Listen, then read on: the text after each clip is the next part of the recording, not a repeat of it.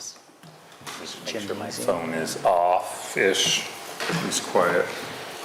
All right, so it's just about 6 o'clock on, hi, welcome, on Thursday, the 7th of October.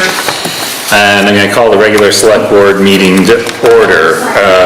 We are again attempting a hybrid meeting, which is meeting with mixed success. We're hoping for incremental improvements as time moves on, so bear with us. First thing is to adjust agenda. Does anybody have anything? There's some vigorous nodding over there. I would like to add an item 7 for a formal bid rejection of the wastewater treatment facility plant upgrades, since we're not accepting any of the ones that we received at this time. And, oh gosh, and the second one, oh gosh. I'm drawing a blank. What's this? I was supposed to remember the first one and you remembered it. Oh, The one you just told me about signing those documents, or is that one already on here? oh, got it. Thank you. That the select board would appoint the town manager as our administrator for the town's credit card account. So we can just get that switched over We have from. to have it in minutes. We have to. I have to have it in minutes to show them, yes. Okay. Because they go by the name of the person, so it was John. Okay, got it. Anybody else have anything? Okay. I move the agenda as amended. Second. All in favor? Aye. Any opposed? Well, that was everybody anyway. So, good, we have a new agenda. Next thing is communication from the audience, and I know do we have anybody here who wishes to communicate to the audience about something that we're not going to talk about later on our agenda? Hi, I think it looks like Amy Obanoff, is that correct? No, it's Carol Bushy. Oh, sorry, Carol Bushy, sorry. Oh, I thought the name was under the, got it, I was confused. But we can't hear her yet. I think you're on mute, Carol. Don't you hate that? She's not on mute. She's not? She might be really low. Can we turn her up? Where do we have speakers? It might be her speaker. It doesn't say it would be on her end. She can hear us, but we can't hear her. Yeah. So bear with us. Are we supposed to be getting sound out of those speakers? We don't know. Oh, this is ours? Maybe. Those are the lights.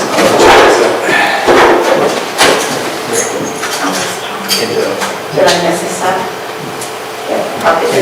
You can use ours. Oh, those need their own power. Be plugged into the back of the computer. Does that go to the speakers? No, that's. Oh, There she is. yeah, we can hear you now. Look at that. It's a miracle. Okay, can you start with your name and? Yes. Okay. Sir. My name is Carol Bushy, and I am the interim deputy executive director at Northeast Kingdom Human Services, which is, most folks know that, agency. Our new executive director has been hired. Kelsey Staff says that he started last week. So myself and Paul Bankston, who used to be the president at NBRH, we both stepped in January to help the agency through a corrective action plan. Okay. So I'm here on behalf of Northeast Kingdom Human Services, Northeast Kingdom Council on Aging, RCT, the Rural Transport, the Community Transport, Umbrella, the Domestic Violence Service, and Journey to Recovery.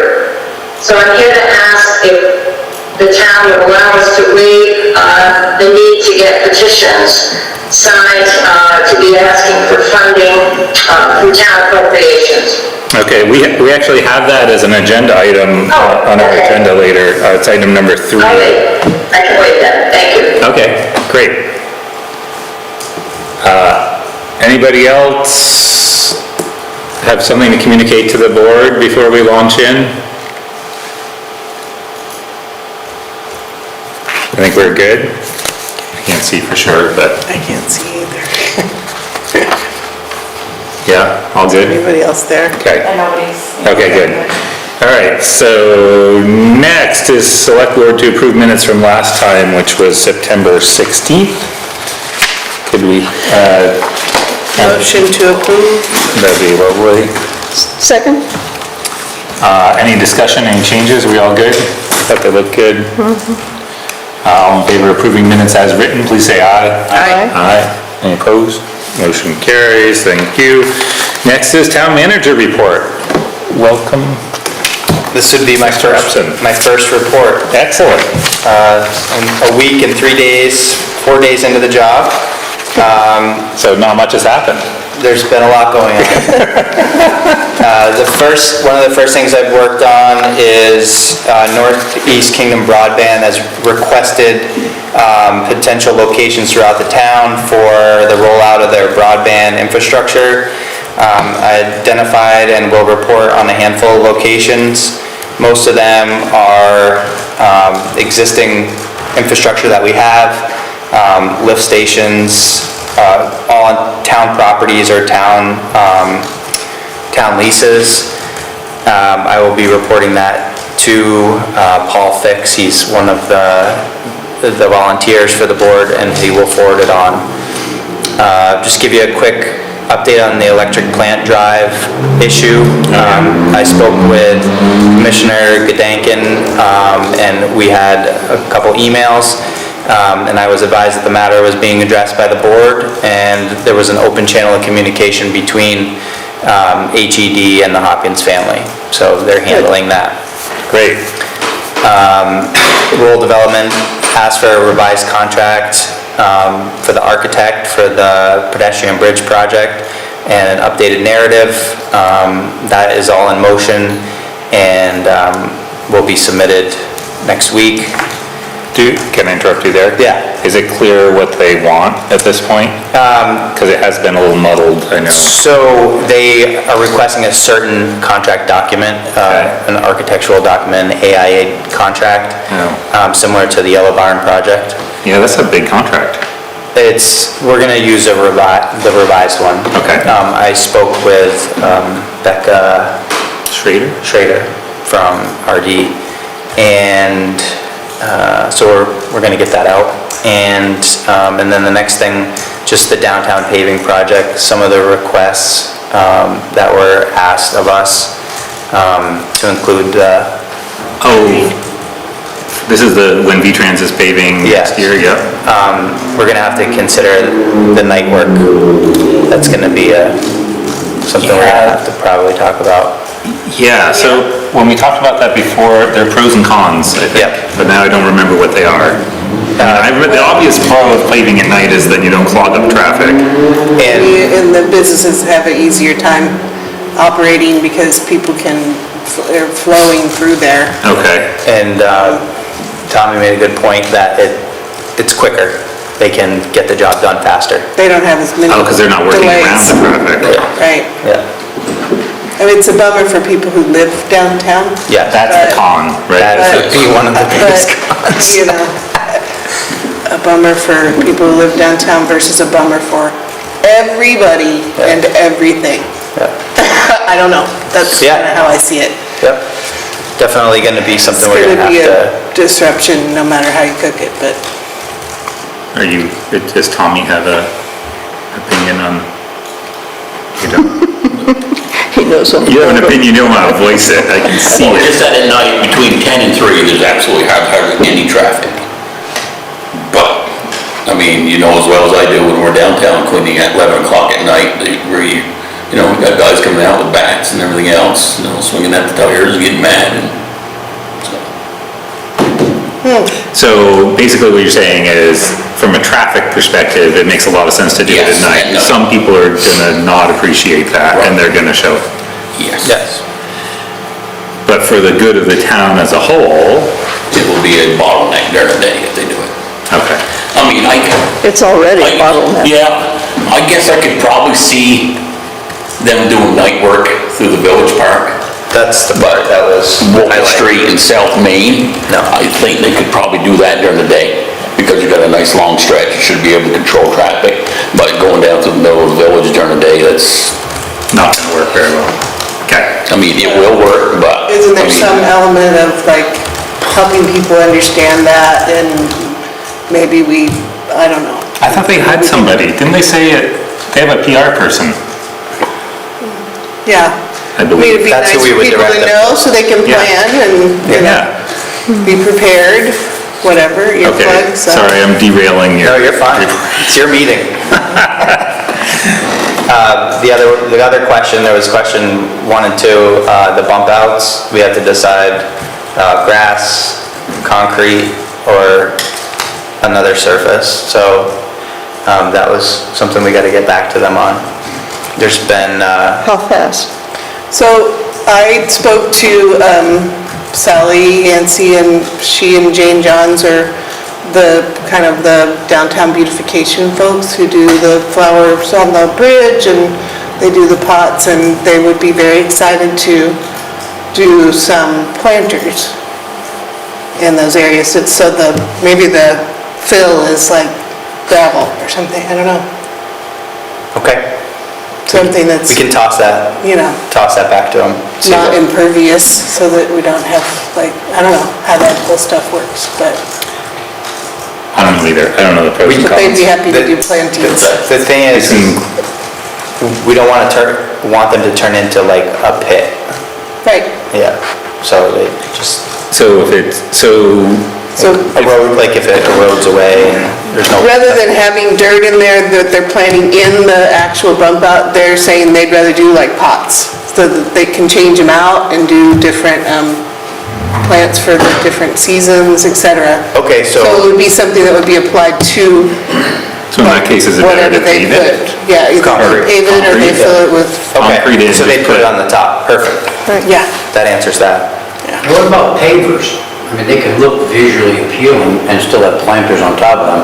I mean, if it's just pavement or gravel or concrete, Well, most time with pavers, like other towns have found out, once you put them down, you maintain them every year because of the frost. They'll heave and then one will pop up and everything, they'll be offset. I think Morrisville found them to be a trip hazard too when they pulled I their mean, if you sidewalks. want, with the pavers.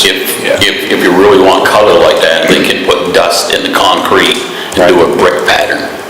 So it actually looks red, like a brick, but it'd be solid concrete. That'd look good. And just a couple of future plugs and existing, Sullivan and Powers, the auditors will be here the week of the 18th to the 22nd to do fiscal year 2021 audit This month? this month. And we received official notice from Senator Sanders' office of the announcement of a $200,000 grant from RBDG for the pedestrian bridge. So that's official. Yes, Nice. We knew it, but now it's That's official. beautiful. yeah. And then one last plug for the Energy Committee, needs volunteers, Mondays at 6 PM. There we go. Yep, Here, at the Memorial Building. Yep, thank you. That concludes my manager's report. Do we have to make decisions on the night paving and the bump out thing, or is They it wanted it. helpful to do that right now? Sounds like, yeah, it sounds like we made the decision, So that- based on the, So some sort of hard surface that we're gonna put, There were 3 things. What was the? bituminous? Oh, bituminous? Yeah, That's pavement. hot mix. yeah, that's a different kind of concrete than, well, it's pavement, No, right? it's Black. It's just hot mix, that's what they call them. oh, okay. So it'll be asphalt, right? So it looks like asphalt.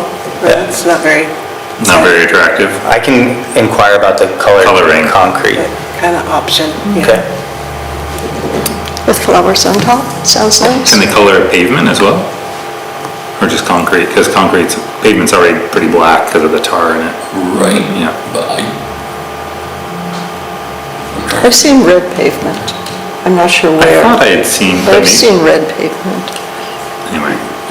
anyway, so you'll ask if there's a way to Yes. make it more visually appealing, but we'd like a hard surface that we're gonna put planters on. For those, and, oh, and night paving, at least on the, Sounds like we're gonna go ahead with that. on the Okay. downtown strip. In the downtown. Yep, just in that, Yeah. the highlighted area. Okay. Yeah, 'cause that would be a nightmare. Do you have a guess on how long it'll take them to do it, you think? You mean just that Maybe like downtown 2 area? weeks, just like in No, general? if they come down through Main Street and stuff, as long as they don't hit any of the, infrastructure down through manholes and all that stuff, and they got a good round of trucks with them, they ain't gonna truck it too far. It'd probably only take them probably one night, maybe 2 at the most. They're gonna be grinding and paving? They're grinding everything down 2 inches. Yeah. But will that, you mean grinding and pavement could be done in a night? Night or 2, probably. Really? Yeah. Okay. Oh, that's- Not necessarily, well, everything would be probably ground down in a day or 2. And of course, they're gonna go through the entire town first doing that. Right. Grinding everything down, Yeah. so. And then after they get done that, then they gotta go around, we gotta fix all the, infrastructure, all the manholes and stuff like that. Bring them up to grade, and then who knows when they're coming back in and pave, so. But they could do the grinding at night as well. I think that's what, yeah. Especially down through, like I said. But the down- work on the downtown would all happen at night, whereas the rest of it could happen during the day. I would say so, because like I said, Woken Street's a nice long stretch, there's plenty of room for, to allow traffic to go through, with just that downtown, it's, Yeah. traffic coming from everywhere, I mean, what are we up to, 7,000 cars a day right now? So, Wow. Feels like it sometimes too. oh, So that was Almost like the way we're traffic. having to think about the idea that we had about making, like, West Church Street one way and Highland another way in order to allow for the avoiding Oh, a detour. thing. Yeah, Wouldn't have to. because we did talk about that a little bit, and, Yeah. yeah, I don't know. if we did that, like they did before, they'd have to put the bump back in down on Woken Street for the bridge, for the track trailers, if you reroute them, because then they'd have to go up Cottage Street, around back down Granite Street and then out. And they're still gonna hit the downtown. So it's less, Yeah. so it's Yeah. just not, it doesn't help anything to do that, okay. Right. Yeah. I mean, we could probably ask him to get more clarity on what he thinks, The timetable. realistically, what it would take. But, okay.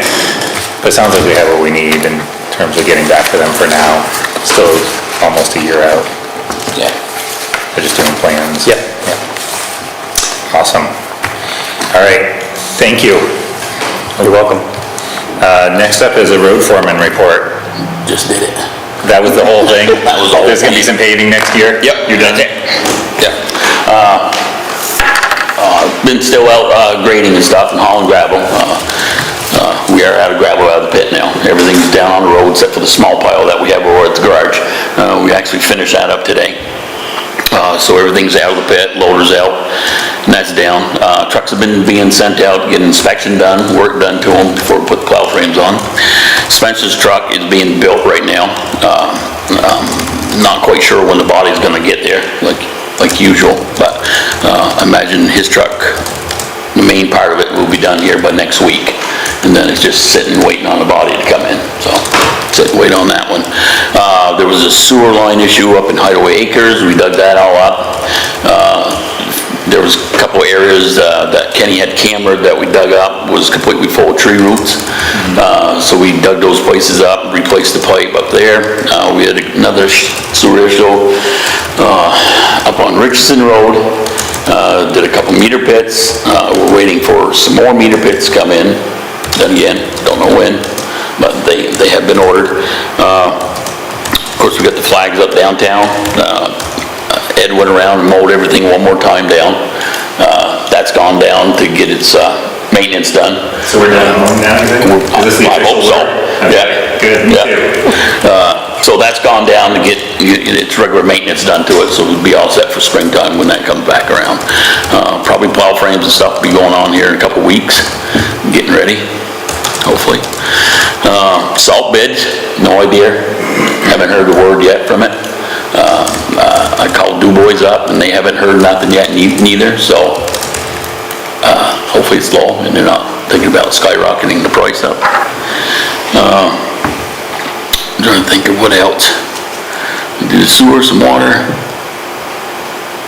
You put up all the winter sand already? Oh, yeah. Yeah, Gina. Well, like, It's a mountain. the mountain, yeah, it looks like Mount Fuji back there. Yeah, it's good. Hopefully we don't have to use it all. Yeah. But I think that's about it, I guess. Do the sewer lines from Hideaway come, do they follow the water line back down to Putnam, or do they come back out onto? Kind of go cross-country. Oh, boy. I mean, everything's up there is a mess. Okay. Because, back then they just put it in. Right now, most of Hideaway kind of flows towards where Brian Forant lives, goes in back of his house, Yeah. and then cuts over towards Slap Hill Way. Oh. Okay. It's the long run. So, Yeah. Yeah. Maybe not what you would do if you were doing it today. No. But water issues, we really haven't had a couple dirty waters here and there. Not really, no major water leaks. Don't wood. Good, I guess. Other questions for Howard? Thank you. Next up is Hardwick Police Department report, Aaron Cochran. Aaron, just one sec. Before we get started, I know Casey got an email from the state. The pavement that just done up the East Hardwick, Cedar Street in Belfry. They're not gonna get line striped this year. Paint shortage. Major paint shortage, and so the class 2 roads, they asked us to send a report of what we had that was recently paved, so they could make it a priority as soon as they can get it, but probably not till the spring. So nationwide paint shortage. There are people with all kinds of paint in their basement. Do you suppose we could? I know, pumpkin color. It's funny, but I mean, it is. I mean, the supply chain right now for everything that we're trying to get, we can't. I mean, thank God we're ahead on winter tires over there, but he's telling me 3 to 4 months out. Wow. And we usually order those in, September, it usually only takes a few weeks. Now it's 3 to 4 months out, and that's how Winter's everything is over by going. the time you get- Exactly, so, but just to let people know up in East Hardwick, that's, if they don't get striped, that's why. Yeah. So, May they strike their own? Please don't. they got plenty of own, but you don't, you definitely want to use water-based so it will dry. Oh, one other note, too, before I forget, up on Bunker Hill next Wednesday, if everybody knows where the glass house is, you know where that is? Did you see the signs up yet? No. No, okay. They're gonna be closing that road down, between 8 and 2. They gotta dig, a power line and dig it across the road up there. So I told him he can start after 8, after the buses and everything are done. And he had to be done by 2:30, so the buses can get back through, but he's pretty sure he'll have it all done by then, so. Which day? Wednesday, next Wednesday. And so people will just be routed around? Yes, I mean, he's supposed to be putting up some signs up there so everybody has a good head up notice, because he stopped by the garage today and I told him so that'd be a good thing, give everybody a few days notice anyways. Yeah, So, so people can come down West Yes. Hill. yep. Post to. Sorry, Aaron. All right, now to you, Aaron. For the month of September, we had 189 service calls. We've been doing a fair amount of what we call directed patrols. We had 36 directed patrols in September. Those have been due to some issues in the village cemeteries.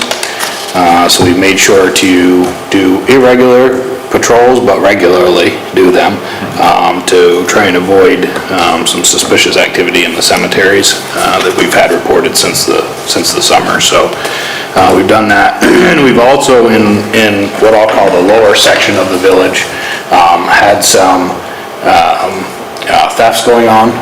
Some people have had some stuff stolen off their porch, somebody, a bug zapper out of their garden, some weird things.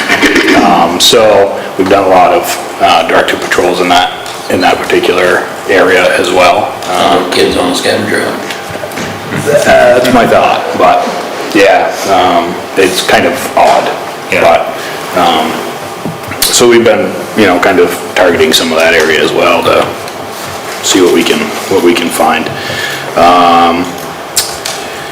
Let's see, we also had, out of September, we had 7 separate assault complaints. Some of those are still under investigation. 2 of those have gone to restorative justice. And we've had, and 10 theft complaints, so the majority of some of those are still, as I was talking about, some are still under investigation as well, out of that particular report. I also started collecting alarm ordinances from other towns, false alarm ordinances from other towns. And I'd like to submit those to you when I get them together and for something to look at, and you can decide from there. But for example, just the police department alone, I don't know if Tommy has totaled anything up with fire department, but for the month of September, we had 7 false alarms that we responded to. I went back to 2020 to see how, for a full year, we responded to 82 false alarms in 2020. Including Greensboro or not? Greensboro was included in that at that point in time. Then I went and I looked at from January 1st to today's date, which the majority of that was just Hardwick that I looked at. And we've had 60 so far this year in 21. So a fair amount of, a lot of those are repeat alarms as well. A lot of the alarm ordinances I looked at, if they're charging for repeat alarms that don't get fixed. If you're going, multiple times to alarms that... Are these faulty alarms, or are these people playing jokes? No, faulty alarms. Faulty alarms. Yeah. That is, anybody can expect, that's a lot of response time. You're using personnel for non-emergency stuff, and my understanding, I know Ross State Police has a policy on those, and a lot of towns, as I'm researching it around, some different chiefs sent me their ordinances, their town ordinances, and a lot of towns are doing ordinances because we're getting more and more alarms in different towns. So with more alarms, you're getting more false activations as well. So something for you to consider. I'll put some together for you to look at. It would require an ordinance in order to do that. Essentially, if you decided to go forward with an ordinance, I could bill it, out of our office. I don't want to put any more on Casey, she's got enough going on, but if we, were decided to bill, if you decided, to have us bill out for, multiple false alarms, same locations, we could do that out of our office. And, determine, work with Tommy and see if they wanted to do false fire alarms, if they have many, I don't know if they have a lot of the false ones or. You get like 20 or so a year. Yeah. But a lot of ours is like burnt food and stuff. Yeah. When someone's cooking fire. So that. Yeah. What you could create a database. You have to register, a homeowner, business owner would have to register an alarm prior to having the police department respond to it. Yeah. So and then if there's more than 3 false alarms in a calendar year, we send them a letter and state, there's a problem. We identify the problem, and then you need to show us that you fixed the problem before we'll respond again. Right. So there's a flat fee to be on the list of alarms that we respond to. So if you're not on the list... Annual fee or just this one time? Just an annual fee. An annual, okay. And if you're if you're not on the list and you have an alarm and the alarm company calls, we won't respond to your alarm unless it's a panic alarm. That's VSP's policy. And we're getting a fair amount. Also, a lot of times, we'll go to the alarms and there's no key holder responding, so we can't get in, and so it's, we're going out to alarms, but there's really nothing we can do when we get there, and that can be kind of frustrating as well, as having personnel and equipment on the road, responding to an emergency that turns out not to be an emergency, so something I wanted to bring up, something for you to consider, and You can do I'm what we working on did, it. we broke in the pool number there through the window. A lot of the alarms are tied to like the temperature, so if like it's, somebody's not home, their furnace goes out, there's a low temperature alarm, the police get called. There's no reason the police need to go to a, Right. Really? yes. Yeah. Yeah. Wow.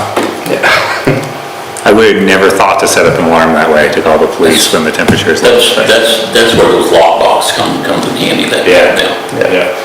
Some ordinances I've seen address the lockboxes and say that the owner of the building would be required to install a lockbox and so on. But if the residence is secure, there's no need to enter. Right. So you check the whole perimeter and leave. Yeah. Yeah. Okay. So, great. And let's see, the last thing I have, East Hardwick, I had a resident from East Hardwick contact me, and they're working on a neighborhood watch up there program. And so they're gonna meet with me next week to go over how they're making it up and how they can help us, how we can help them, and so on, go over that. So, that, and just found out as far as the cruiser that we ordered, same thing with the supply chain. It isn't even in the build sheet yet. They said, it was kind of funny because they sent an email out about ordering new cars, etc. So I sent an email back and I said, what about the one that we've ordered? And so he looked into it, and they said Franklin County Sheriff's had ordered, I think 4, he said, back about the same time, a little bit before us. And theirs just went onto the build sheet, and it was approximately 120 days from then before there would be any delivery. And ours doesn't even show up on a build sheet yet, so it's coming out. They're Canadian plants that are doing it, and they said because of the COVID restrictions in Canada and so on, there's been different shutdowns to the plants, so yeah. Yeah, so I don't expect any update on that for a while. So, and that's all I have. All right, great, thank you. I'll stay for the Halloween, and then I'm sheriff, so I gotta run after that, but. Any questions for Aaron? Okay, thank you. Moving on to item 1, Halloween. So, discussion about Halloween celebrations in town. Last year, we did not encourage any Halloween trick-or-treating. Was there a trunk-or-treat at Atkins Field? Does anybody? I don't know about last year, but that's kind of what sparked this discussion, is they want to do the trunk or treat this year. Okay. And they were kind of trying to find out if the town was gonna shut down the streets like before with the PD and everything, so that they could figure out when the best time to do the trunk or treat would be. And this is CAE? Yes. Okay. I've actually already scheduled for the 30th. They have, okay. I saw it on the Front Porch Forum. Oh, okay. Advertised on there. It was just the other day I saw it on there, so I thought we were gonna have to Time to do it, like, so it didn't conflict at the same time, so, but Halloween's on a Sunday this year, isn't it? Sunday, yeah. So, yeah, but I think probably Saturday night, just because kids have school the next day. Yeah.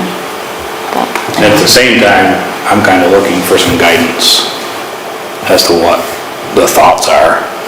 We didn't do it last year. This year, school is back in session. We've had high counts of COVID in the state, but school's back in session, so I'm at a toss-up. We enjoy doing it. The kids and the parents really enjoy, having the safety factor of not having to dodge cars around the street. I don't have an issue doing it, but what's the town's thoughts on, whether we should be encouraging it or not? Nobody's required to do it. That's absolutely If correct. it's available, and like you said, parents like to, and if they feel safe and taking their kids out, I see no reason to say no. I got candy already, so I'm ready. Go to Sherry's. I mean, my thoughts are, if they're gonna do it anyways, I'd rather we were there so it was safer for Yeah. the kids to do it, I guess is my thought, but. Yeah. All right, let's go with that. Okay. I agree. Next. That was easy. That was good. Yeah, I mean, I feel like last year, it was just so much more of an unknown and, You know, it's always freezing cold and raining anyway, so we might as well do something nice. yeah, yeah. Awesome. All right, thank you. Next is item 2. Josh Allen is here to discuss Depot Street access to his property. So, And since this involves the Historical Society, Yeah. I'm going to recuse myself and go sit in the audience yeah, and participate. and from there. participate from there if Excellent. if I participate. So, Josh, do you want to just give us an overview of where you are and what you're looking for from us? Okay, I'm looking for a solution for a driveway, thank you. Looking for a solution to get this driveway, so I can gain access to this property that I purchased a year ago. I bought the property from the Whitneys, and I had Stackpole and French do the title search. And when they did the title search, they assured me everything was fine, and so I went through with the sale, and then I found out 2 months later from Ken Williams that it wasn't really the driveway in between the section house and Nancy's garden.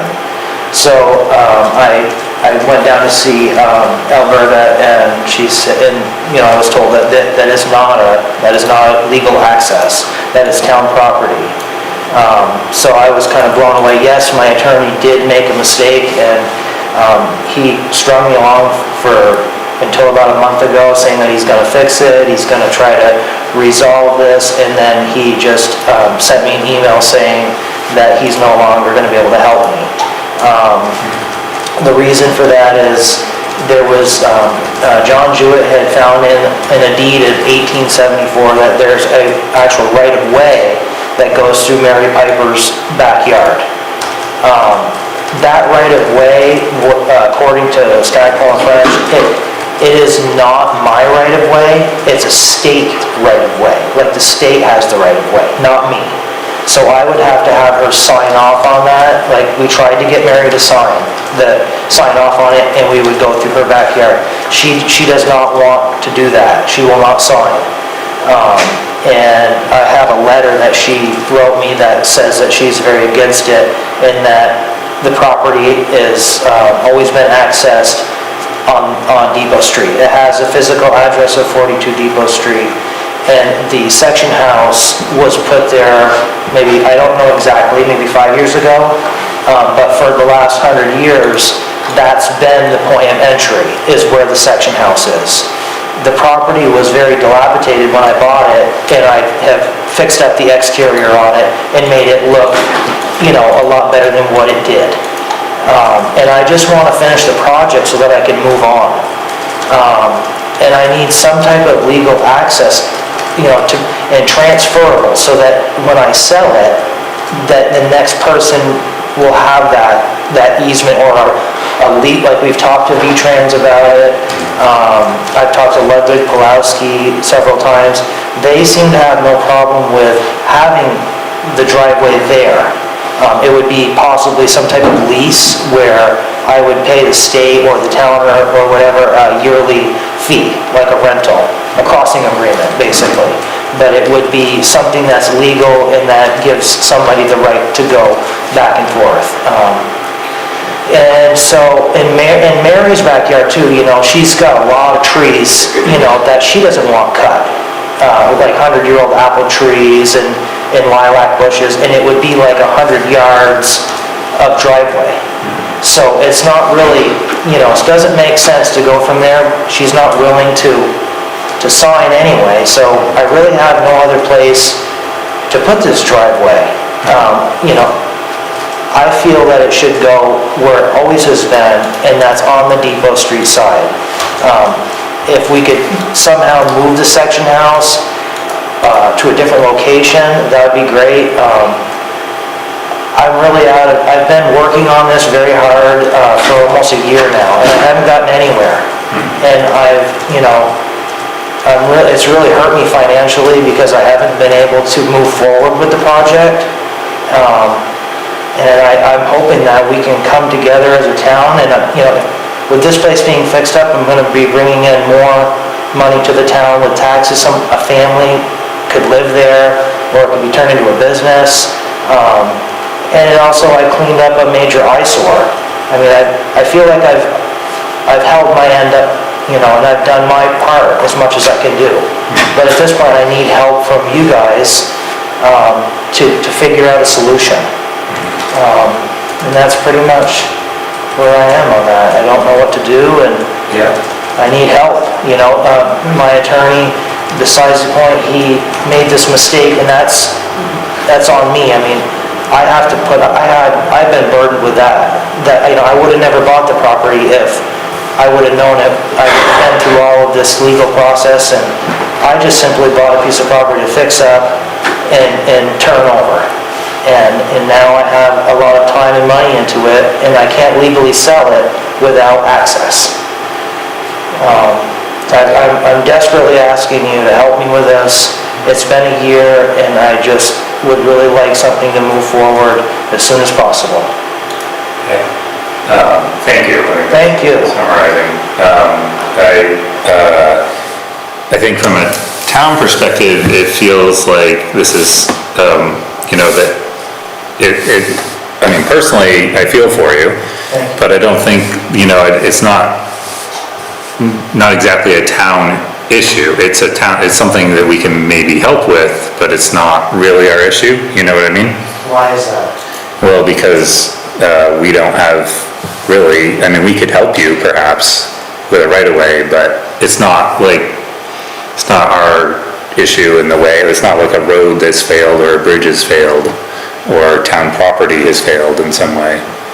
But So I'm paying taxes. Yeah. And I'm paying water and sewer bill, and I can't legally access my property. yeah, So that is a town issue. I really do believe that is a town issue, because how can that even be legal for me to have a property without access, and it's on town property? yeah. So I don't know how it occurred. I don't know, but I thought, so correct me if I'm wrong, but I think we talked about this quite a while ago. And this board was willing to grant an easement across the town property for access, but then the historical person for V-Trans said that they didn't want it so close to the section house. That's true. They do not want the driveway is too narrow, because we don't want the section house to get hurt. Right. And I totally agree with that. Yeah. I don't want the section house to get hurt either. I just Do simply, you have a proposal around that or not? a proposal in what way? To not hurt the section house? To what? So that the section house wouldn't get hurt? I really don't have a proposal. I'm really here to just find out how we can make a solution. Okay. I don't know. Guardrail installation alongside the section house. Well, I had There's not suggested a enough room split there rail for fence, anything to, but that was not, they didn't, that was yeah, not they smiled didn't like upon. it. I'm sorry, I'm not understanding. I'm hearing. So, see, Michael suggested a guardrail, I said we had previously suggested a split rail fence, some sort of barrier, but it is kind of a narrow opening, and that was not looked upon favorably, that type of solution. So I don't know really what the answer is.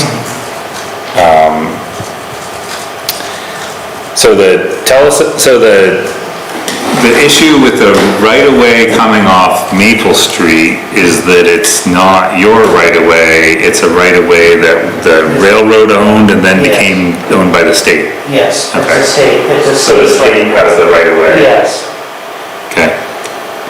And, I don't want to have to go to court with Mary, to bring Mary to court to try to sue for some right of way.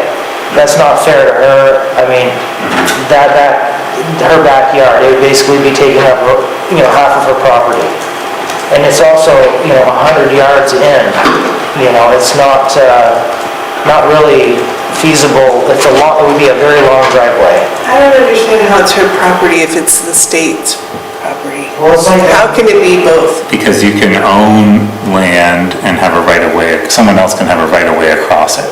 V-Trans. We can't prevent them from crossing it. Oh, V-Trans has 50 feet right-of-way on either side from the rail trail. So they own 50 feet on each side. So they have that right-of-way, but that doesn't mean that I do. Have you spoken with any of the other neighbors that have property there? It's not possible. It's not possible at all to have any type of other driveway. It would have to go through either Mary's backyard or it has to go where it originally has always been on 42 Depot Street. Okay. and Nancy Keller's property, she's not willing to give up a portion of that? Well, no, I shouldn't have to really shell out more money to make this happen. I've asked her that. We've tried everything. I mean, I have tried every angle that you could possibly imagine, and it's a big no. And I've got to get something. I've got to get something, some legal access to get in there. It's just not right. It's just very unfair to me, and I just don't see how it could even possibly be legal for this to be happening to me. To not be able to gain access to your property when you're paying taxes and you're in good standing with everybody, that's very unfair. Josh, have you talked to the state about granting you that right-of-way that they have? It has to, Mary has to sign off on that. That's Mary. That they would do it if Mary were to sign off on it? They would. We had it all actually set to go. Like I said, Stackpole and French, they made this mistake. They were trying to help me. They weren't really willing to go all the way in though. With this, they admitted this mistake that they made on me. They tried to help me a little bit, but they really didn't go all the way. And they got to the point where they had talked to the V-Trans, and they agreed that we could put it there, and then Mary had to sign off on permission, and she will not. She wrote a letter to you too. Did you receive that letter? I received a letter, but she didn't mention that right-of-way. Right, she just mentions in the letter that she is totally against having a driveway in her backyard. What if there's no garage that you're going to with the driveway, you're just trying to access the house, so what if there's a way to just have some parking that doesn't require you to have to drive into that property? Well, I'm up for anything really, as long as it's in writing and it's transferable, so that I can move forward with this property and sell this property. I can complete the project and I can sell the property. And I can't sell the property legal without some type of transferable, easement. Somebody sold to you that way. Exactly. That's where they made a mistake, and I didn't put them with this burden.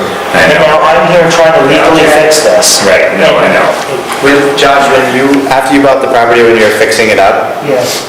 how did you access that to do with the construction? I spoke, after I went to see Alberta, I couldn't believe it. So then I went to see Sean Fielder, and he gave me permission to use the driveway that's there now, the narrow passage. It's wide enough to drive your vehicle through. Right. We're just worried about plowing and getting it damaged with snow plowing and things like that. Yeah, the historical concern was really about the snow plowing. So Sean gave me permission to go in there to do my renovations, and, I did the exterior, and, I haven't been able to go anywhere, so I haven't really been going over there to do the interior. Yeah. Just wondering. Yeah. So, I'd really like to work with you guys somehow, if it's, if we could park on Depot Street beside the section house and you walk in, or, that would be fine with me. I don't know about a safety concern, like if somebody was to get hurt, like say an older couple or a disabled couple, or a disabled person buys it, and they need ambulance, to get in there, I don't know how easy that's gonna be for somebody. that the safety issue, that's all, that worries me. I did talk to Elizabeth about me, I'm a contractor, so I would be capable of, I was thinking, putting it under like 6x6 pressure-treated skids and moving it over like 4 feet. The problem with that is there's a maple tree there. And I think that the section house is kind of off track, but it should be on skids where there's airflow underneath it, and because it's on a bed of stones, so it's wicking up water. So if it was on skids and it had airflow, that would be a better situation. But I'd be willing to move it, I could take on the job to move it over 3 feet to give us enough room to get by. I don't think it'd take a lot. Do we have any kind of opinion, is it Judith that? Right, no, we didn't talk about that. We talked about an alternative plan of moving it completely off that site and over onto Josh's land,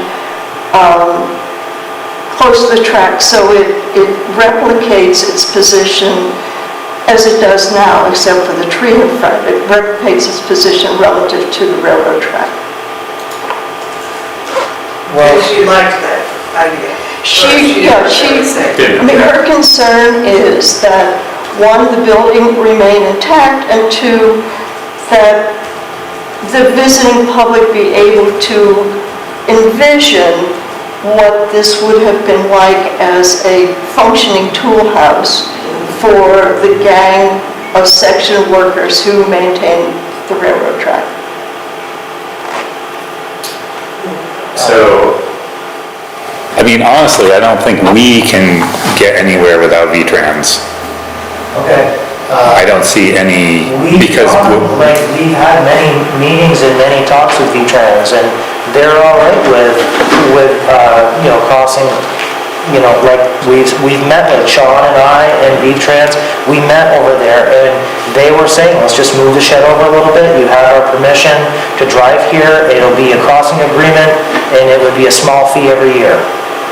And so that... concurrence from the historical branch of, like, we know how far it needs to move? Because Judith is the division. Yeah, was Judith for the meetings? It wasn't Judith, it was another fellow. It was Ludwig? Ludwig Pulaski. Yeah. So he was fine with everything. There's never been any kind of no's with V-Transit crossing. All they want is just to have something, it has to be you. It all comes down to the town of Hardwick has to give the permission. So we did once give permission, and then we said we would be okay with it, and then V-Trans stepped in and said, whoa, we have... We have issues. We have, so that's what happened before, so I would I say... wasn't aware of that, because there's been a lot of things that I wasn't aware of in conversation. I wasn't involved in every conversation. I'm kind of starting fresh now here. Yeah. I would like to just forget about all what has happened in the past, come up with a solution now, and really try to work diligently to get this resolved. Well, their issue with it was that in its current configuration, there wasn't enough space to safely Plow snow by. plow snow. Yeah. But they are okay with the situation of moving the section house a few feet. Well, apparently, we don't know We're how not many certain feet. of that. Yeah, Yeah, we don't know how and then many who feet. pays for that? There have been several ways that we've talked about to be moved this way. Well, actually, I have not been in any conversations where just moving it a few feet forward was given any serious consideration. Moving it to the side and then over, which would require some sort of easement of the property, in exchange for an easement of the driveway. Yeah. I just want to be easy to work with, I just want to get it resolved. I'm not putting up any kind of fight at all. I just want to have legal access to the property so that I can finish the project and I can sell it and I can move on to my life.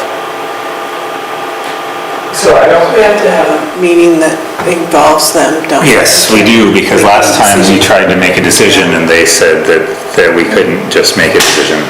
So I don't think I there's wonder any, if we could get Judith and Ludwig and, not Ludwig anymore, he moved on.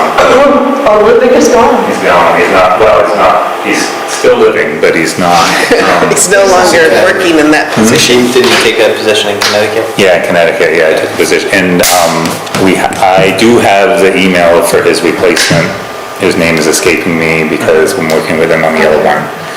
So we could get, The yes. legal side, the historic side, us, Yeah, here, on site, yes. And figure out a plan. let's just figure out what can happen. Yeah. And another thing that's been talked about is that Stackpole and French should pay to move the shed. Stackpole and French is not gonna pay to move the shed. They're totally out of this equation. They are not working for me anymore, and they're not willing to help me anymore at all, financially, or any type of advice, or any type of, no, they're not willing to help me at all. So if there's any type of cost with this shed, with the section house, sorry, if there's any cost, that's gonna have to be on me. I'm gonna have to pay for that. Which I don't really think is right, that I would have to pay for that, seeing how that's been a driveway for 100 years, and the section house was put there 5 years ago. Well, it's been a yard. I mean, it's not driveway, it's grass. It's never been paved or anything. It's been a driveway, people have used that, you've used that to park people for Yeah, auto but it's shows. grass, it's a yard. It's been access though to the property for 100 years. So that's, that's really where I'm at on that. And that's the truth. That was put there 5 years ago when the house was dilapidated, and nobody was doing anything with it.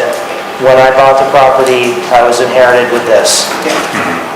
But at the same time, no one knowingly plopped a building down on a right-of-way, right? Like, there was no legal right-of-way there.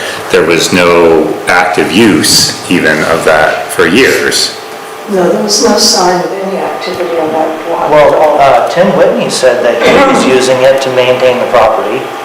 The property didn't look terribly maintained. Well, people's idea of maintaining is different than some other people's ideas. Yeah. So, but it was being used right up to the day it was sold as a driveway. So, like I said, I don't want to dwell on the past, I just want a solution. Yeah, but I don't think we're gonna get there without pulling in V-Trans. So, what would be the next step? I think we need to set up a meeting with Ludwig's replacement, whose name I can't remember right now, and Judith, or a Judith-type person, who's a historic person from the division, and it'd be good to have someone from the Historical Society there as well, and meet over there and see what makes sense. And also, could you include me on these? Yeah, definitely. Yes, Because sorry. I think there's been a lot of And times you. where I've seen people there and I've never been included. And I think that's why I've missed a lot of these conversations. And I would like to be included from here on out with decisions that are made there, if possible. Yeah, sure. Well, that's pretty much it. Yeah, so- I thank you for your time, and I hope that we can get something resolved soon, because it's been almost a year now, and it's something that really it's important to me to get it resolved one way or the other. So who's going to coordinate that meeting? Thank you. Can I get your email address? Yes. You could. I have it. Okay. You don't have to tell me now. Oh, No, yeah, I'll send it to you. Liz, do you want to weigh in on anything before we move on, or you? There's nothing, I mean, Okay. this has been a real affliction to Josh, and I appreciate that. And I would like to see the whole problem go away. Me too. Excellent. So we'll just see if we can organize that, because we did try before and they didn't, I still don't understand exactly their legal standing, but that's fine. Thank you, guys. Thank you very much. Yeah. All right. Thanks, Josh. All right, next is item 3, select board to discuss appropriations petitions for town meeting 2022. Last year, we said that people who, correct me if I'm wrong, Alberta, but I think what It's also Carol's. I know, but this is, I think what we said last year was that people who had previously had appropriations didn't need to submit a petition. Correct. Last year, the 3 organizations that needed to refile petitions for town meeting 2021 were given a reprieve for that year because of COVID. So they would be required to petition for town meeting of 2022, along with these 7 others that were already on the schedule for 2022. And in addition to Carol, I heard from Kathy Hemmons on behalf of the board of the Hardwick Community Care Center. And they also would very much prefer not to have to gather signatures this year. Northeast Kingdom Arts Council is on we're up for doing a petition, but of course the building's been underused and it would be hard to get I was gonna gear up and stand outside the post office, but it would be a lot easier if we didn't have to deal with that this year. Does anybody have any? And hope that next year we actually have a season that we can. I think we should extend it to this year as well. Alberta, do you have any thoughts on the matter? You look like you're bursting to say something. I'm not. I kind of go back and forth on this one, mostly because I sent out letters back in August to try and give people a heads up and plenty of time. And I know that 2 of the organizations that are on the list have in fact already started, and one of them is close to being ready to bring it. 3 of them have started. Thank you, Liz. Sorry, I'm gonna tickle, I apologize. So, I kind of feel like last weekend there was a craft fair in town, there was a chicken barbecue, there was a giant lawn sale. Some people got out and actually worked to get their signatures already, whereas some did not put the effort in yet. And anyway, so, and like I said, there were 3 last year, there are 7 this year, so there's actually a total of 10 this year for town meeting 2022 that would need them. Plus we have, I think it's 4 organizations, Casey might know too, because they've kind of been sending us both emails. I think it's 4 new ones that want to come on board this year. Of course, and we were telling new ones they have to get a petition, that's not an option for them. Right. So that was the call last year too, we didn't make any exceptions for them last year. If you wanted a new entity, then you had to get a petition, so that's all I got. Okay. I think Kathy's point is that the folks who are getting the petitions are feeling nervous about Yes, that COVID. is exactly it. Me, not so much, but the Neck Arts could probably manage to do it, but I do think that she has a point with the folks from the Four Seas. It's pretty hard for them to do it. So I don't know how you pick and choose. You kind of have to do it or not. I'm curious to hear from Carol, who's still with us, right? Yes, I am, thank you. Yeah. I did want to say that the organizations that I was speaking on behalf of, we have all started to get signatures. We've all started to get signatures. However, we're all struggling with a lot of staff shortages with COVID. Am I breaking up? No, you're good. Maybe I'm just sharing it. So we're all trying to deploy our staff and our folks in ways that can support clients, because we're all struggling with not having enough staff as well. And we've had numbers of people that have had to be out of work with COVID or haven't stayed home with their kids because there's no school. So yes, I think the ones that I'm asking on behalf of have received them before. And we're not asking for any more money. We were just hoping that this year we could get a reprieve on needing to get the signatures. What if we lower the percentage of people? I think that's a state statute. It doesn't work. It doesn't work that way. It's a percentage or something. Yeah, it's 5%, which comes 5% to of the voters. 119 technically, based on our current checklist. I don't know, I'm okay waiving it another year. I understand that people have started, but I also understand, just from talking with Kathy, their board, she said is mostly older folks who really are hesitant to go out and canvass for signatures.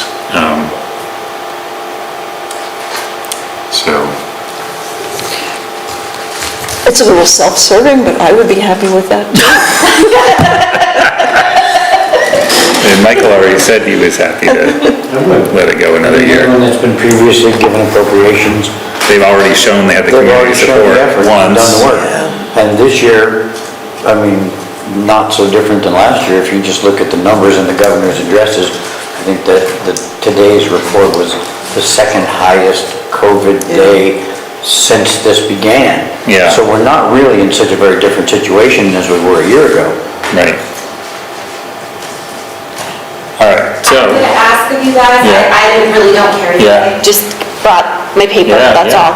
But if you Yeah. do decide to do this year, we need to kind of look at it for next year and decide how we redo everybody to You the don't want 3-year all path, no. And if we pick up 4 more, that'll bring us to 17 total. So I prefer not to do that many off in one many year. different ones, yeah. Yeah, So- so.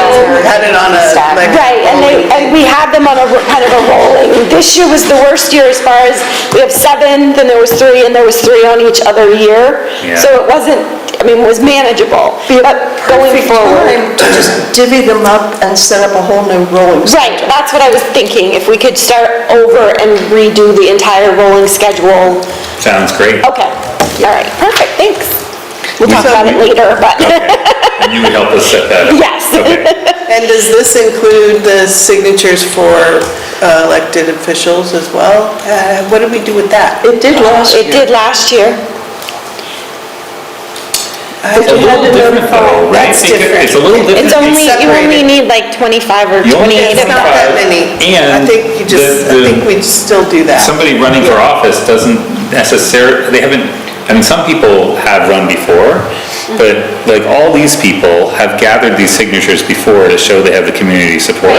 Everyone Yeah. else. Because they're on the list. I Yes, think you separate it, and But if- we still need to get the signatures for. But if you're running for elected office, officials. potentially you've never done that, and it's not as many. right, exactly. Yep. Okay. So That these, seems reasonable, okay, so you yeah. still have to get signatures to get on the ballot if you're running for something. For an but if office, you're- yes. But if you want an appropriation for this And year, you're already on this list. you're already on the list, then you don't have to do that. And we need to have some sort of, somebody needs to, we probably should have So a vote moved. on it. So moved. Second. Got that, Casey? Is it good enough, Casey? Sure. Okay, I just have one question. yeah. What if the Secretary of State's office intervenes like they did last year? Yeah, I don't know. I don't know the answer to that question.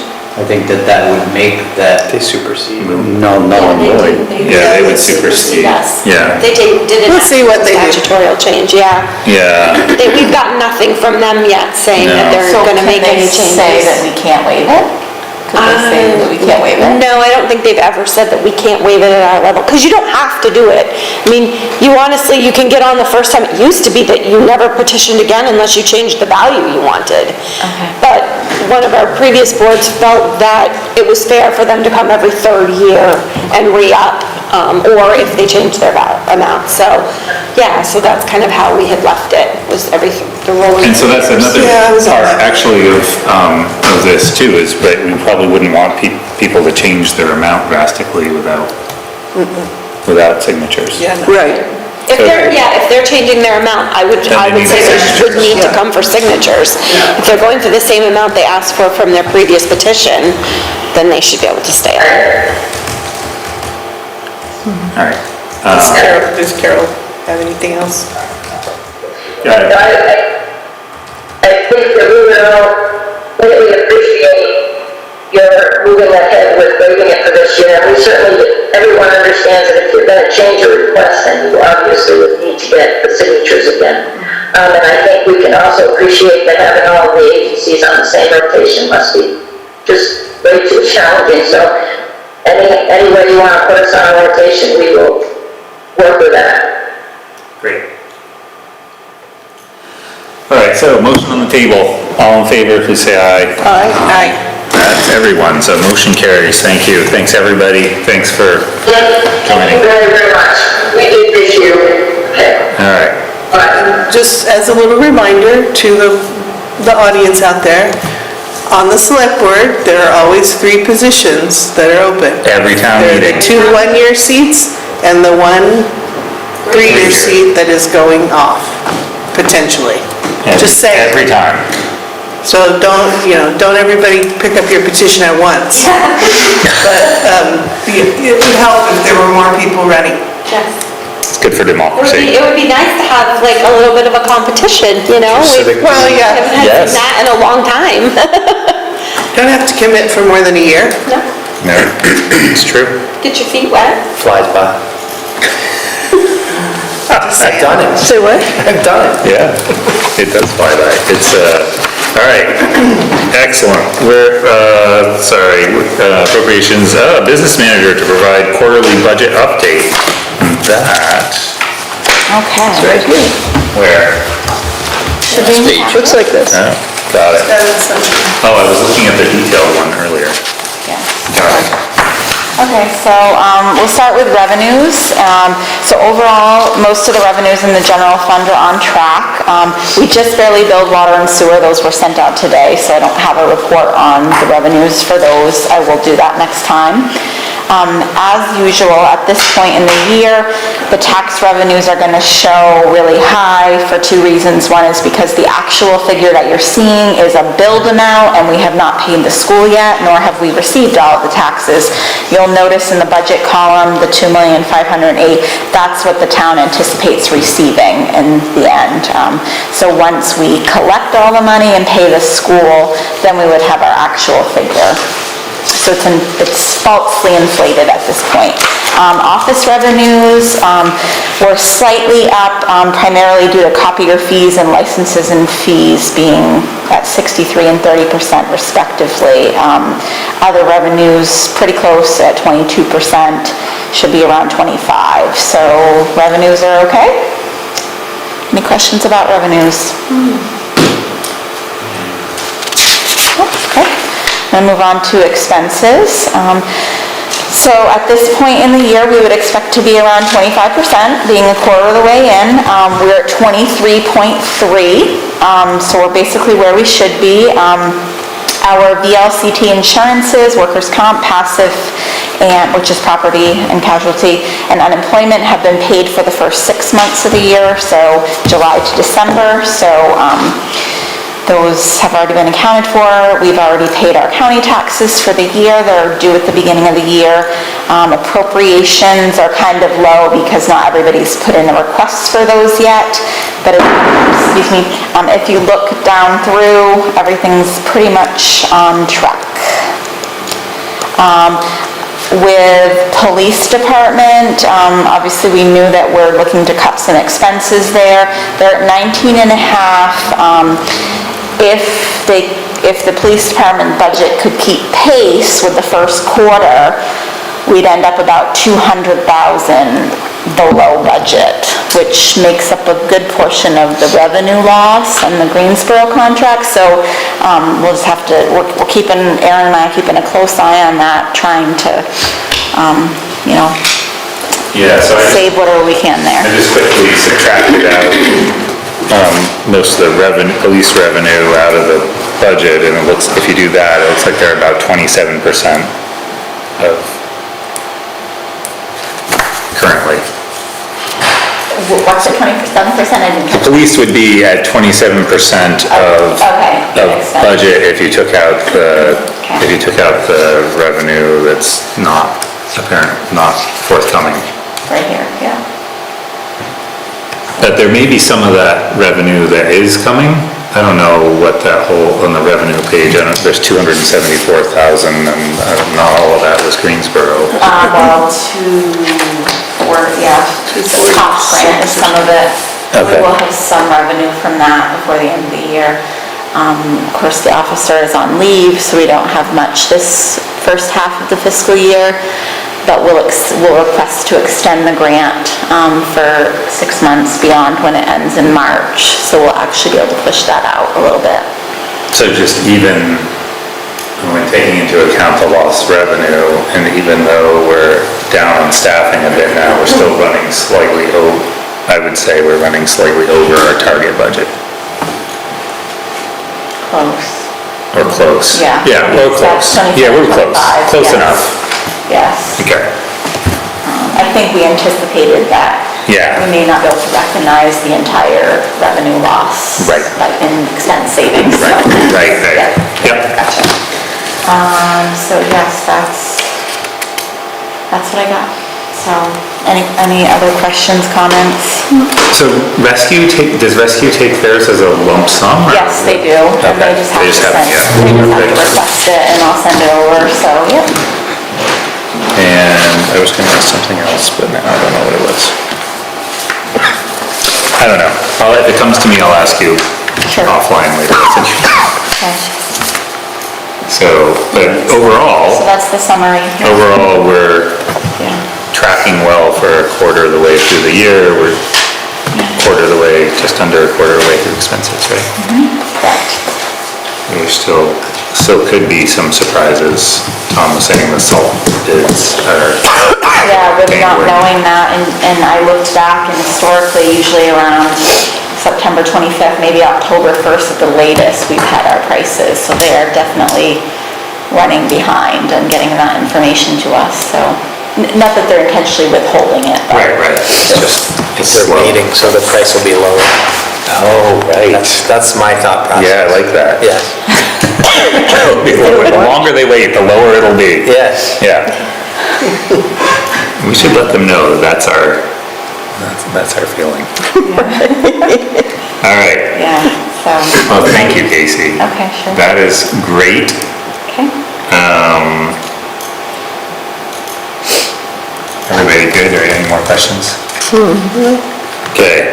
Item 5, the select board considers signing the loan agreement for the planning loan for the wastewater upgrade project, and there's a 50% subsidy on cost when the project moves forward. I think we have 5 years. I was reading it, it looks like we have 5 years to move it forward. We have 5 years before we start paying, Correct. and, And this will be good because once this is approved, we can start getting some reimbursement from some of the expenses we've had, which is we've been paying out of the sewer fund.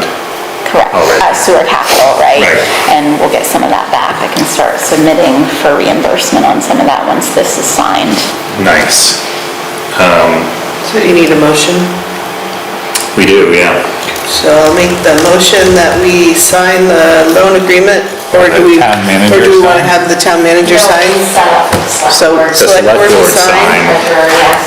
So, Oh, we have the treasurer here. yeah, so a motion to sign the loan agreement for the planning loan for the wastewater upgrade project. Second? Any more discussion on the loan? All in favor, please say aye. Aye. Any opposed? There's everyone. So motion carries, so we can sign that, and that's great. I'll hold my questions till we get to the wastewater bids. Next is item 6, update on downtown commission activity given by Sherry Cornish. Which is good news. So the Downtown Commission received notification from Vermont Community Foundation that we received, will receive a grant for 2 new sets of 15 banners downtown.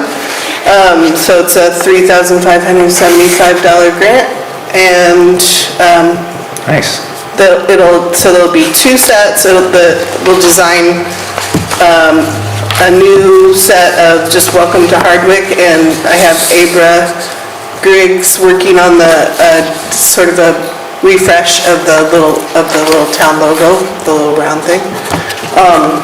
So she's working on that, and we'll review what she comes up with and make decisions about all that, and it'll be very exciting and beautiful. And then the second set will be 15 that will have they'll have a common theme that'll be the logos or some version of it, but it'll leave an open space for local organizations, the trails, the historical society, et cetera, et cetera. First come, first served, 15 spots. They will be responsible for providing their logo, like artwork or whatever. So if they need to, like Hazen has so much stuff that they produce, they probably have like a drawer with these things in all sizes or whatever, or a computer. But some other organizations might need to like work on it, and Abra will happily work with them. There might be a small fee, but basically just to make it a file that the printer can use. So we're using a Vermont printer for the banners. It's down in Rutland called Green Screen Graphics, I think. And yeah, so that was exciting. We have a meeting, we have a monthly meeting. The October meeting is on the 18th. We're going to look at the village center map that will, as a designated downtown, will expand. So we're going to look at that. I believe our town manager is going to visit that meeting and meet everybody.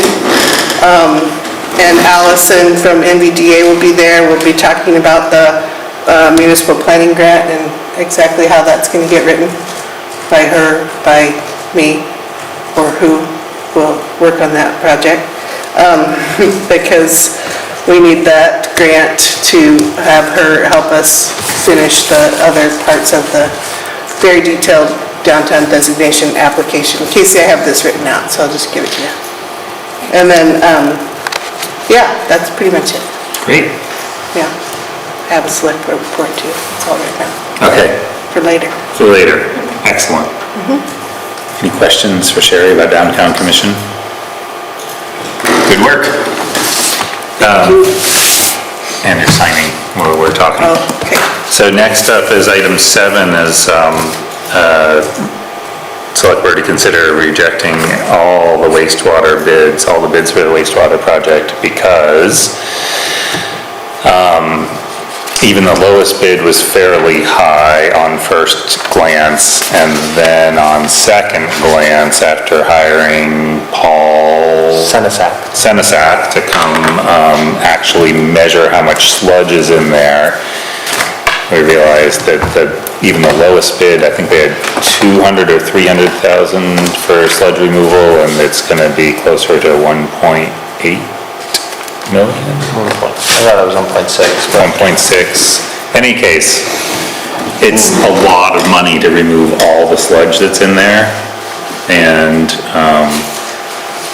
And so, we're not actually in a position to move forward right now, right? Isn't that the upshot? We need to take care of the sludge first.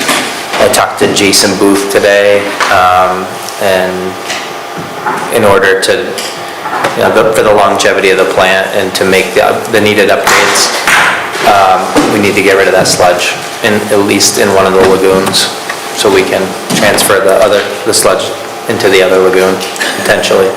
Which is still like a Band-Aid fix, right? Shuttling the sludge back and forth. Yeah, but there are municipalities that are doing pyrolysis on their sludge. What's that? Pyrolysis. They're converting it into oils and That wouldn't be the sludge, that would be the oils that... No, they're actually doing the sludge. There are municipalities around the world that are actually doing that.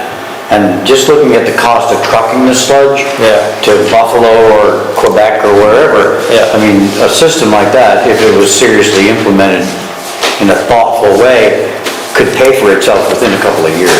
And we would never again have that problem. Just something to think about. Do you have information on that? Yeah, I do. I'll send an email with it. Can you send it? Absolutely, Yeah. absolutely. What's the process? Pyrolysis. Pyrolysis? Yes. Yeah.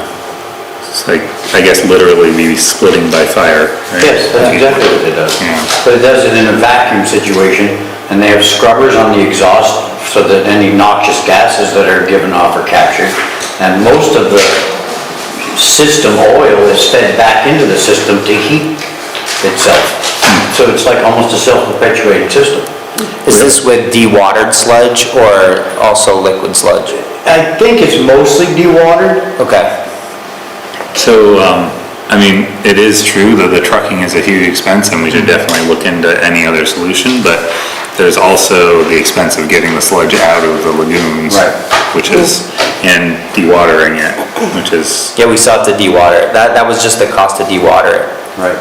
And then it was up to us to come up with come up with a plan to send it.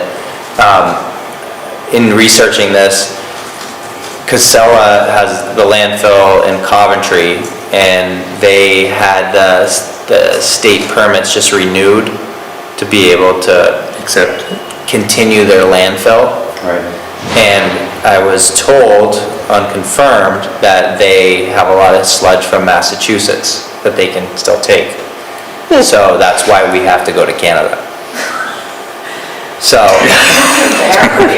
Perfect nonsense. yeah, so, I'm in the process of digging deeper into that, no pun intended, to find out why we can't bring it to Coventry. There are other towns that have smaller amounts of sludge on a more frequent basis that are used to cap the landfill. So, this would be more than a weekly or monthly amount of sludge. But, maybe there's a way. there's a lot of technology, new technology coming up in water and wastewater treatment that we need to grab a hold of. Because this is a problem, this happens in every town, and sludge isn't going away. It's only gonna be more. Right. So, yeah. We also have Thank you for that. we also have the issue of I can't remember what you call it, but the agent that you put in there to precipitate out The PAC. And there's PAC and alum. One's a polymer. Yeah. And the other one's liquid aluminum or Yeah. alum. And one of them creates more sludge. Right. And then we can meet although we haven't exceeded our discharge limits, but we're... For phosphorus, For right? phosphorus, yes. So correct me if I'm wrong, but my understanding is that we probably have been creating a lot more sludge Yes.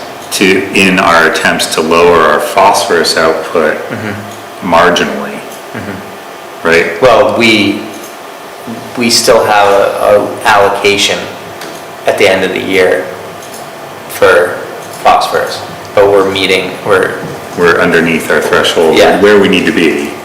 exactly, our instantaneous threshold. But in terms of annually, we have a little more to go. We have a little bit of... We could let out a little more phosphorus. Yeah. And if we did that, but we could use a different binding agent, which would precipitate less sludge, right? Yes, correct.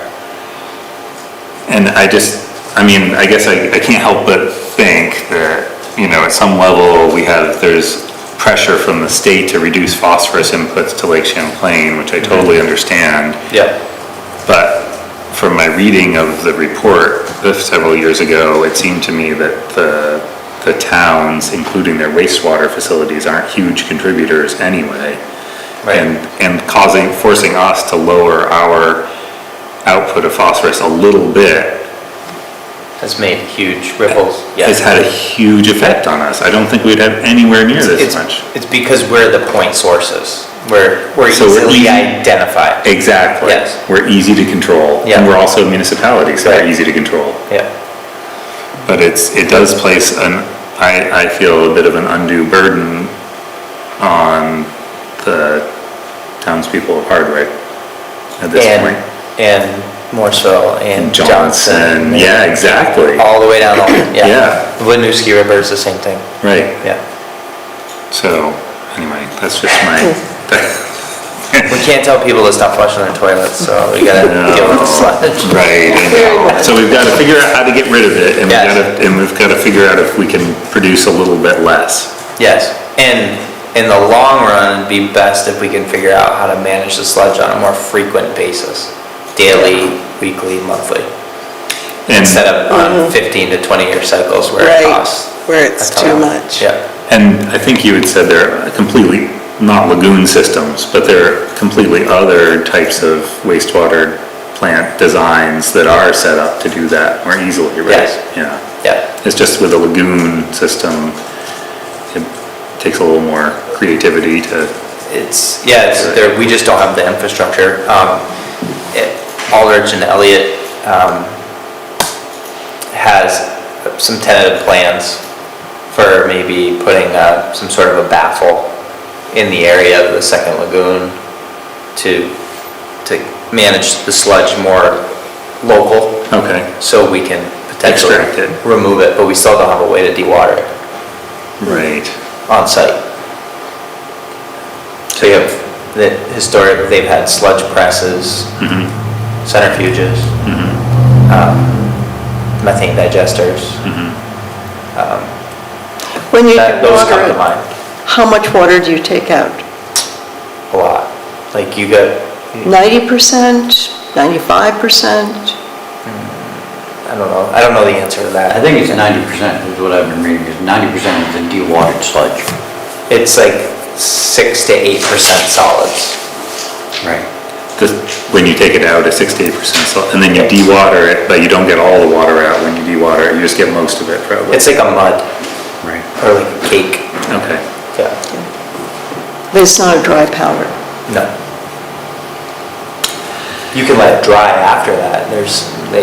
Back in the day, they had sludge drying beds, where they just pump all their sludge into there and just let it dry. Probably wouldn't work in this climate. all right, so I feel I totally derailed this. What we're really supposed to be talking about is rejecting the wastewater bids because we're not in a position to move forward with the project right now. So I'll make the motion that we formally reject the, All bids. Do we have all bids or we only have one hanging out? No, we have multiple. So we're gonna reject them formally all. reject any and all of the wastewater bids. Second? Is that good? Any more discussion? All right, all in favor, please say aye. Aye. Any opposed? Motion carries.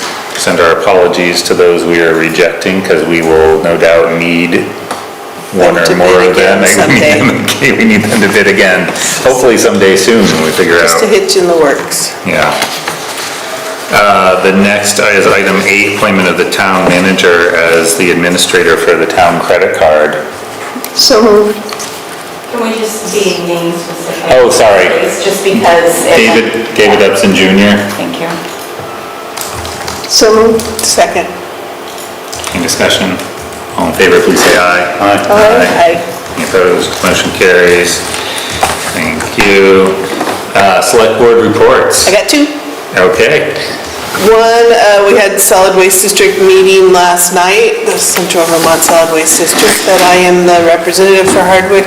Often the town manager is like an alternate in that situation, so if you want to jump in, you just let me know. And I'll give Barb your email address and she'll start sending you info. She has it, okay. So, You've already been thrown under the bus. I mostly make the meetings, so you don't really have to go, although they're riveting.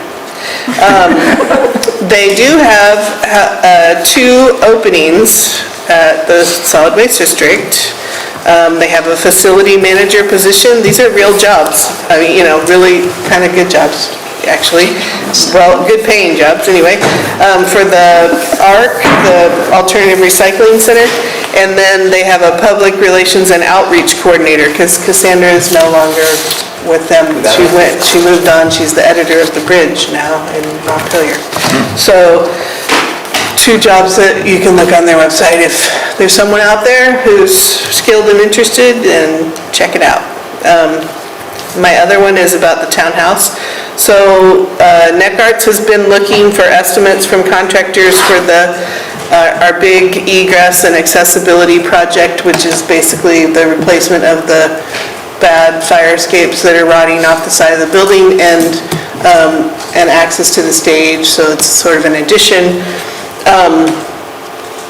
that deals with all that stuff. It's going to be a beautiful thing. We got the Freeman Foundation grant, $50,000 last year, remember? We've been doing fundraising and we're probably around 100,000 in our little coffers for the project. We're working on raising the rest of the money, but we have pre-pandemic estimates that are around $234,000 for the whole thing. And we can't get updated estimates, so it's hard to know whether we're, getting enough, pulling enough together. There are a variety of grants that are on the list to work on, and a capital campaign, all that stuff. We're heartily involved in this project, and we're gonna raise the money. Great. So we need to know how much it's going to cost, actually. So I wanted to put out a push to maybe put our little invitation to bid, just to get people to look at it. I know that traditionally, you put you do these bid things in the spring, like in April, and then you expect them to come back in May or something, and then you do the project, but everything's different now. And people are busy a year in advance, or they don't want to do it at all, or whatever. So I wonder if we can put this invitation on the website. So you guys To are. get people out there So you- to at least to bid. respond, look at the plans. We have architectural, plans, we have a lot of stuff in place, but we kind of need better information in order to go forward with some of the other grant writing projects. Anyway. Well, I don't think we could call it an invitation to bid, we might need to reword that. Call it something and just else, like, yeah. Notification, seeking, opportunity? Seeking Yeah. interest and. We can call it whatever you want. John something, kind we of. just don't want to yeah. indicate it's an invitation to bid, because it's not really what it is, we're sort of seeking information, seeking Proposal. proposal, estimate, we can figure that out, but. So, Interest. just, Yeah, And gauging interest. Yeah.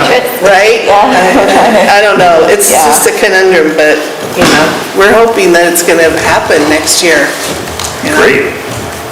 I think we'll be there by Awesome. then.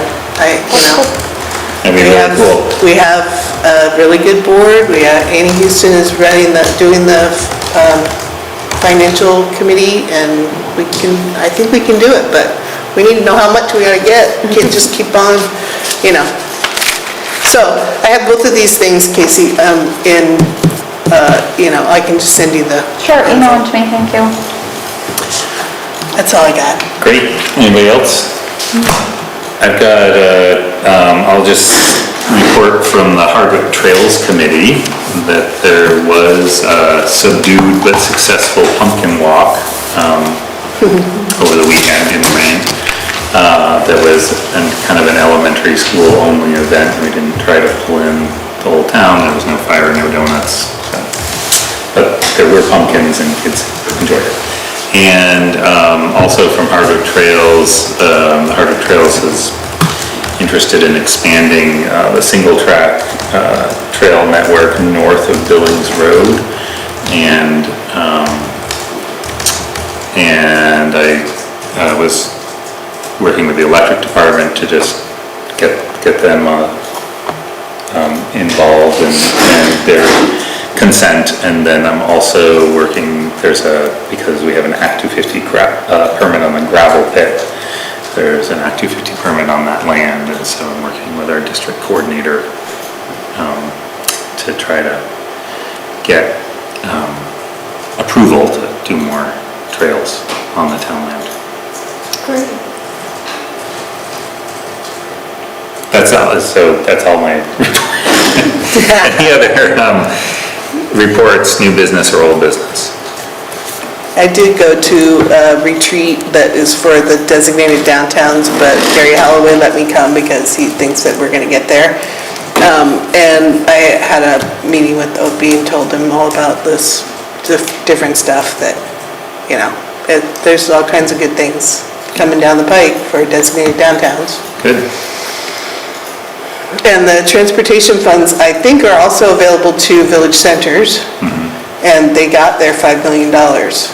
So they got that big appropriation into transportation. So those grants they just got that big chunk bump, one-time bump that they want to put out in grants that they give over the next 2.5 years. Just saying. What kind of transportation?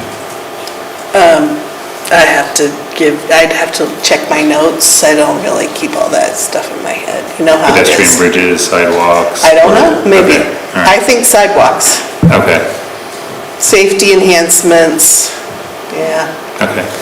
So we'll have to look at that. very possibly sidewalk stuff. Okay, sounds good. Awesome, all right. Thanks, everybody, let's adjourn.